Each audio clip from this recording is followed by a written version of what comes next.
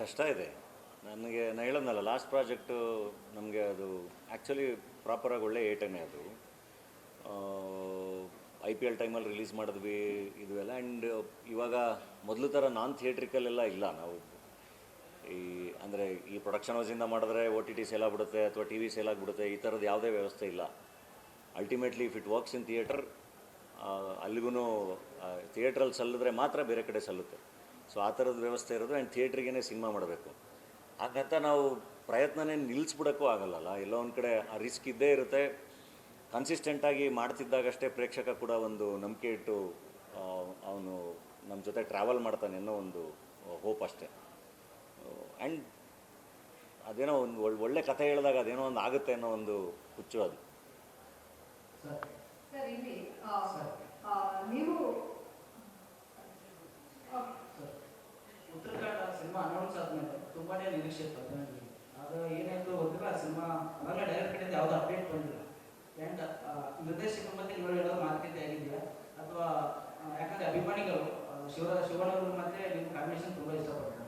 And ಅದು ನಿಮ್ಮದು ಬಟ್ಟೆಗೆ ಟೀಸರ್ ಬಿಟ್ಟುಕೊಂಡು ತುಂಬ ಅದು ಹೈಲೈಟ್ ಆಗಿತ್ತು. ಆ್ಯಂಡ್ ಎಲ್ಲ ಒಂದು ಕಡೆ ಸರ್ ಇಂಡಸ್ಟ್ರಿಯಲ್ಲಿ ಸಿನಿಮಾ ನಿಂತೋಗಿದೆ ಅನ್ನೋ ಟೀಕೆ ಕೆಲವು ವಿಷಯಗಳಿದೆ. ನಿಮ್ಮ ಉತ್ತರ ಕರೆಕ್ಟ್ ನೀವು ಅಲ್ಲ, ಸದ್ಯಕ್ಕೆ ಅದು ಇವಾಗಿನ್ನೂ ಶೂಟಿಂಗು ಹೋಗುವಂಥ ಇದರಲ್ಲಿಲ್ಲ. ಬಟ್ ಡೆಫಿನೆಟ್ಲಿ ಉತ್ತರಾಖಂಡ ಮಾಡ್ತೀವಿ, ಅದ್ರದ್ದು ಸದ್ಯದಲ್ಲೇ ಅಪ್ಡೇಟ್ ಕೊಡ್ತೀವಿ. ನಿರ್ದೇಶಕರು ಯಾವುದೋ ಅಪ್ಡೇಟ್ ಮಾಡೋದು ಎಲ್ಲರೂ ಸೆಲೆಕ್ಟ್ ಆಗಿದ್ದಾರೆ ಟೀಮು. ನಾನು ಹೇಳ್ತೀನಿ, ನಾನೇ ಅಪ್ಡೇಟ್ ಕೊಡ್ತೀನಿ. ನಾನೇ ಎಲ್ಲ ಪ್ಲ್ಯಾನ್ ಮಾಡಿ ಡೆಫಿನೆಟ್ಲಿ ಅಪ್ಡೇಟ್ ಕೊಡ್ತೀನಿ. ಸರ್ ನೀವು ನಟರಾಗಿ ಒಂದು ಲೆವೆಲ್ಗೆ ಬಂದ್ರಿ, ನಿರ್ಮಾಪಕರಾಗಿ 6-7 ಸಿನಿಮಾಗಳನ್ನು ನಿರ್ಮಾಣ ಮಾಡಿದ್ರಿ.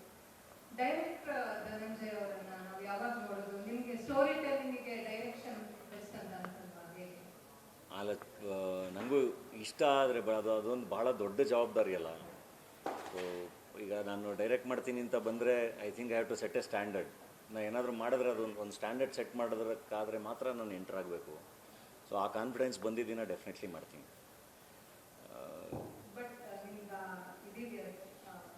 ಮಾಡಬೇಕು ಅನ್ನೋ ಖಂಡಿತ ಇದೆ, ಖಂಡಿತ ಇದೆ. Thank you. ಪ್ರಯತ್ನ ಯಾವಾಗ ಮುಖ್ಯವಾಗಿರುತ್ತೆ ಅನ್ಕೊಳ್ಳೋಣ. ಇಷ್ಟು ವರ್ಷಗಳಲ್ಲಿ ನಿಮ್ಮ ಕ್ರಾಫ್ಟ್ ಅಲ್ಲಿ ನೀವು ಕಂಡುಕೊಂಡ ಬದಲಾವಣೆಗಳು?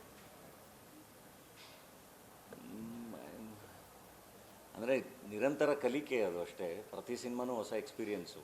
ಆ್ಯಸ್ ಆ್ಯನ್ ಆ್ಯಕ್ಟರ್ ಅಥವಾ ಆ್ಯಸ್ ಎ ಪ್ರೊಡ್ಯೂಸರು, ಅಥವಾ ನಾನು ಸಿನಿಮಾನ ರಿಲೀಸ್ ಮಾಡ್ತೀನಿ, ಡಿಸ್ಟ್ರಿಬ್ಯೂಟ್ ಮಾಡ್ತೀನಿ ಅಂದ್ರೂ, ಅಥವಾ ಇದು ರೆಗ್ಯುಲರ್ ಪ್ರೋಸೆಸ್. ಅದು ಕಲಿಕೆ, ಹೊಸ ಎಕ್ಸ್ಪೀರಿಯೆನ್ಸು, ಹೊಸ ಜನ, ಅದು ನಡೀತಾನೆ ಇರುತ್ತೆ.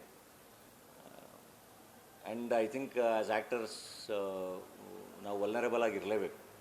ನಾವು ಎಲ್ಲೋ ಒಂದು ಕಡೆ ಯಾರನ್ನೂ ನಂಬಲೇಬೇಕು, ಕೆಲಸ ಮಾಡಲೇಬೇಕು.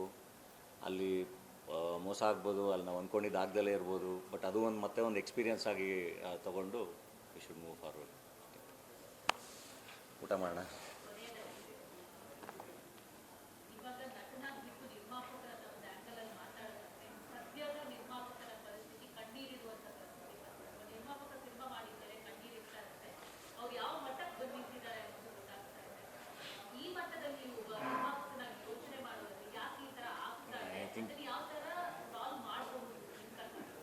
ನಿರ್ಮಾಪಕರುಗಳು ಈಗ ಬೇರೆ ಬಿಸ್ನೆಸ್ ಹೆಂಗೆ ಮಾಡ್ತೀವಲ್ಲ, ಸಿನಿಮಾನೂ ಕೂಡ ಅದೇ ಥರನೇ. ಬೇರೆ ಯಾವುದೇ ವ್ಯಾಪಾರ ಮಾಡಬೇಕಾದ್ರೆ ಅದ್ರ ಬಗ್ಗೆ ಎಲ್ಲ ಕರೆಕ್ಟಾಗಿ ತಿಳ್ಕೊಂಡು, ಕರೆಕ್ಟಾಗಿರೋ ಅಸೋಸಿಯೇಷನ್ಸ್ ಮಾಡಿಕೊಂಡು ಕರೆಕ್ಟಾಗಿ ಸಿನಿಮಾ ಮಾಡ್ತೀವಲ್ವ.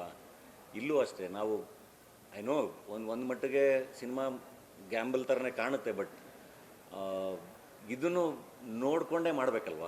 ನಾನು ಏನು ಇನ್ವೆಸ್ಟ್ ಮಾಡ್ತೀನಿ, ಎಷ್ಟು ಇನ್ವೆಸ್ಟ್ ಮಾಡ್ತೀನಿ, ಇದನ್ನು ಕೂಡ ಕ್ಯಾಲ್ಕುಲೇಟೆಡ್ ರಿಸ್ಕಲ್ಲೇ ಮಾಡಬೇಕು. ಸಿನಿಮಾ ಅಂತಿದ್ದಂಗೆ ಗ್ಯಾಂಬ್ಲಿಂಗ್ ಥರ ತೊಗೊಬಂದೇನೋ ದುಡ್ಡು ಹಾಕಿ ದುಡ್ಡು ಎತ್ಕೊಂಡು ಹೋಗೋದಲ್ಲ ಅಲ್ಲ. ನಿರ್ಮಾಪಕ ಕೂತ್ಕೊಂಡು ನೋಡಿ ಏನು ವರ್ಕ್ ಆಗುತ್ತೆ, ಏನು ವರ್ಕ್ ಆಗಲ್ಲ, ನಾನು ಯಾರ ಜೊತೆ ಅಸೋಸಿಯೇಟ್ ಆಗಿದ್ದೀನಿ, ಎಷ್ಟು ಖರ್ಚು ಮಾಡಬೇಕು, ನಾನು ಎಷ್ಟರಲ್ಲಿ ಸಿನಿಮಾ ಮಾಡಬೇಕು, ಎಲ್ಲದನ್ನು ಯೋಚನೆ ಮಾಡಿನೇ ಮಾಡಬೇಕಲ್ವ. ಇವಾಗ ನಾನು ಓವರ್ ಆ್ಯಂಬಿಷಿಯಸ್ ಆಗಿ ನಾನು ಹೋಗಿ ನನ್ನ ಶಕ್ತಿ ಮೀರಿ ನಾನು ಹೇಳ್ಕೊಳಕ್ಕಾಗುತ್ತೆ, ಬಿಟ್ಟರೆ ನಾನು ಏನೂ ಮಾಡೋಕ್ಕಾಗಲ್ಲ. ಈಗ ನಾನು ನಾನು ಪ್ರೊಡಕ್ಷನ್ ಮಾಡಿರೋ ಸಿನಿಮಾಗಳು ಏನೇ ಆದ್ರೂ ನಾನು ವಾಪಸ್ಸು ಕಾನ್ಫಿಡೆಂಟಾಗಿ ಬಂದಿಲ್ಲಿ ಕೂತ್ಕೊಂಡಿಲ್ಲ, ನಾನು ಚೆನ್ನಾಗಿದ್ದೀನಿ ಅಂತ ಹೇಳೋ ಅಂಥ ಪರಿಸ್ಥಿತಿಲಿದ್ದರೆ ಮಾತ್ರನೇ ಮಾಡಬೇಕಲ್ವ. ಇಲ್ಲಾಂದರೆ ಭಾಳ ಕಷ್ಟ. ನೀವು ತುಂಬ ಗ್ಯಾಂಬಲ್ ಮಾಡೋಕ್ಕಾಗಲ್ಲ. ನಾವು ಅಷ್ಟೇ ಕೇರ್ಫುಲ್, ನಿರ್ಮಾಪಕರಾಗಿ ನಾವು ಅಷ್ಟೇ ಕೇರ್ಫುಲ್ಲಾಗಿಯೇ ಸಿನಿಮಾ ಮಾಡಬೇಕಾಗುತ್ತೆ. ಆ್ಯಂಡ್ ನಟರಷ್ಟೇ, ನಿರ್ದೇಶಕರಷ್ಟೇ, ನಿರ್ಮಾಪಕನೂ ಕೂಡ ರೆಸ್ಪಾನ್ಸಿಬಿಲಿಟಿ ತೊಗೋಬೇಕು. ಗೆದ್ದಾಗ ಹೆಂಗೆ ಅವ್ರದ್ದು ಒಂದು ಅದ್ರ ಬಗ್ಗೆ ಒಂದು ಹೆಮ್ಮೆ ಇರುತ್ತಲ್ವ. ನನ್ನ ಸಿನಿಮಾ ನಾನು ನಿರ್ಮಾಪಕ ಆಗಿ ನೋಡ್ರಿ ನಾನು ಎಷ್ಟು ಚೆನ್ನಾಗಿ ಮಾಡಿದೆ, ನಂದು ಪ್ರೊಡಕ್ಷನ್ ಕ್ವಾಲಿಟಿ ಹೆಂಗಿತ್ತು, ನನ್ನ ಸಿನಿಮಾ ಹೆಂಗಿತ್ತು, ನಾನು ಗೆದ್ದೆ, ನಾನು ಇಷ್ಟು ದುಡ್ಡು ಮಾಡಿದೆ ಅನ್ನೋ ಒಂದು ಪ್ರೌಢಿಮೆ ಇರುತ್ತಲ್ಲ. ಅಷ್ಟೇ ಜವಾಬ್ದಾರಿ ಸೋತಾಗಲೂ ಅವರು ತೊಗೋಬೇಕಾಗತ್ತೆ. ಯಾಕೆಂದರೆ ಎಲ್ಲರೂ ಅವ್ರವ್ರ ಕೆಲಸ ಚೆನ್ನಾಗಿ ಮಾಡಿದಾಗ ಮಾತ್ರ ಸಿನಿಮಾ ಚೆನ್ನಾಗಾಗುತ್ತೆ. ನಾನು ಇವ್ರನ್ನ ನಂಬದೆ ಅವ್ರನ್ನ ನಂಬದೆ ಅದು ವರ್ಕ್ ಆಗಲ್ಲ. ಸರ್ ಕೊನೆಯದಾಗಿ ಎರಡು ಪ್ರಶ್ನೆ. ಒಂದು, ನೀವು ಪರಭಾಷಾ ಸಿನಿಮಾಗಳಲ್ಲಿ ತುಂಬಾ ಫೇಮಸ್ ಆಗ್ತಿದ್ದೀರಾ, ಅಂದರೆ ನೆಗೆಟಿವ್ ರೋಲ್, ಗ್ರೇ ಶೇಡ್ ರೋಲ್ಗಳಲ್ಲಿ. ಆ ಥರ ಯಾವುದಾದ್ರು ಹೊಸ ಸಿನಿಮಾ ಉಟ್ಕೊಂಡಿದ್ದೀರಾ ಅಂತ ಒಂದು, ಬೇರೆ ಭಾಷೆಗಳಲ್ಲಿ. ಇನ್ನೊಂದು, ಯಶ್ ಅವರ ಒಂದು ಮಾತು ತುಂಬಾ ಫೇಮಸ್, ಅಂದರೆ ನಾನು ಇಲ್ಲಿ ಈ ವರ್ಷ ಇಲ್ಲಿಂದ ಈ ಲೆವೆಲ್ಗೆ ಏರಬೇಕು ಅಂತ ಒಂದು ಗೋಲ್ ಇಟ್ಕೊಳ್ತೀನಿ, ನೆಕ್ಸ್ಟ್ ಅಲ್ಲಿ ಇರ್ತೀನಿ ಅಂತ. ಆ ಥರ ನಿಮ್ದೇನಾದ್ರೂ ಇದೆಯಾ, ನಾನು ನೆಕ್ಸ್ಟ್ 2-3 ವರ್ಷದ ಕಾಲ ಹೋಗ್ಬೇಕು ಅಂತ? ಅಂದರೆ ಬೇರೆ ಭಾಷೆ ಸಿನಿಮಾಗಳು ಭಾಳ ಚೆನ್ನಾಗಿದ್ದರೆ ಅದು ನನಗೂ ಅದು ಕಾಂಟ್ರಿಬ್ಯೂಟ್ ಮಾಡೋ ಥರದ್ದಿದ್ದರೆ ಡೆಫಿನೆಟ್ಲಿ ಮಾಡ್ತೀನಿ. ಇಲ್ಲ ನಾನು ಸುಮ್ಮನೆ ಹೋಗಿ ನಾನೇನೋ ಮಾಡಿ ಬರೋದಾದರೆ ಡೆಫಿನೆಟ್ಲಿ ಮಾಡಲ್ಲ. ಹಂಗಾಗಿ ಯಾವುದೂ ಒಪ್ಕೊಂಡಿಲ್ಲ. ಯಾಕೆಂದರೆ ಇಲ್ಲಿ ಕೆಲಸ ಮಾಡೋದು ಬಹಳ ಇದೆ. ಆ್ಯಂಡ್ ಗೋಲ್ ಅಂತ ತೊಗೊಂಡ್ರೆ ಐ ಥಿಂಕ್ ಕನ್ಸಿಸ್ಟೆಂಟಾಗಿ ಏನೋ ಕೆಲಸ ಮಾಡ್ತಾ ಇರಬೇಕು ಅನ್ನೋದನ್ನು ನಾನು ನಂಬ್ತೀನಿ. ನನಗೆ ಹೀಗೆ ಆಗುತ್ತೆ, ಈ ಪ್ರಾಜೆಕ್ಟ್ ಹೀಗೆ ಆಗುತ್ತೆ ನನಗೆ ಅದು ಆ ಥರ ಯೋಚನೆ ಮಾಡಲ್ಲ. ಲಾಂಗ್ ಟರ್ಮಲ್ಲಿ ಯೋಚನೆ ಮಾಡ್ತೀನಿ. ಅಂದರೆ ನನ್ನ ಕನಸುಗಳು ಹೆಂಗಿರುತ್ತೆ ಅಂದರೆ,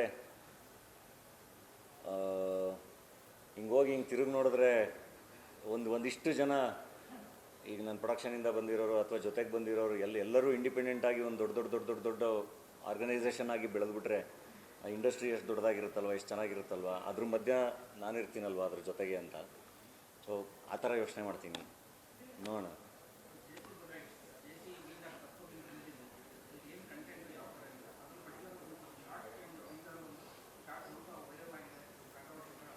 ಇಲ್ಲ, ಜುಡಿಷಿಯಲ್ ಕಸ್ಟಡಿ ಅಂದರೆ ಜೈಲ್ ಬಗ್ಗೆ ಮಾತಾಡುತ್ತೆ. ಸೊ ಜೈಲಲ್ಲಿ ಏನೇನು ದೃಶ್ಯಗಳು ಕಾಣ್ಬೋದು ಅದೆಲ್ಲದೂ ಆ ಸಿನಿಮಾದಲ್ಲಿ ಇದೆ ಅಷ್ಟೇ. ಸೊ ಯಾರ ಬಗ್ಗೆನೂ ಇಲ್ಲ. ಅಂದರೆ ಬಹಳ ಚೆನ್ನಾಗಿ, ಅಂದರೆ ಜೈಲ್ ಅನ್ನೋದು, ಅಂದರೆ ಈಗ ನಾನು ಹೇಳೋದಲ್ಲ, ಅದು ಅಂಡರ್ವರ್ಲ್ಡ್ ಕನೆಕ್ಟೆಡ್ ಸಿನಿಮಾನೇ. ಬಟ್ ಜೈಲ್ ಅನ್ನೋದೊಂದು ಜಾಗ, ಅದು ರಿಫಾರ್ಮೇಷನ್ಗೆ ಜಾಗ ಆಗಿರಬೇಕಲ್ಲ ಅದು. ಸೊ ಆ ಜೈಲ್ ಬಗ್ಗೆ ಬಹಳ ಚೆನ್ನಾಗಿ ಮಾತಾಡಿದ್ದಾನೆ ಹುಡುಗ ಡೈರೆಕ್ಟ್, ವಿತ್ ಎಂಟರ್ಟೈನ್ಮೆಂಟ್. ಭಾಳ ಚೆನ್ನಾಗಿ ಎಂಟರ್ಟೈನ್ ಮಾಡುತ್ತೆ, ಭಾಳ ಚೆನ್ನಾಗಿ ಕಟ್ಟಿದೆ.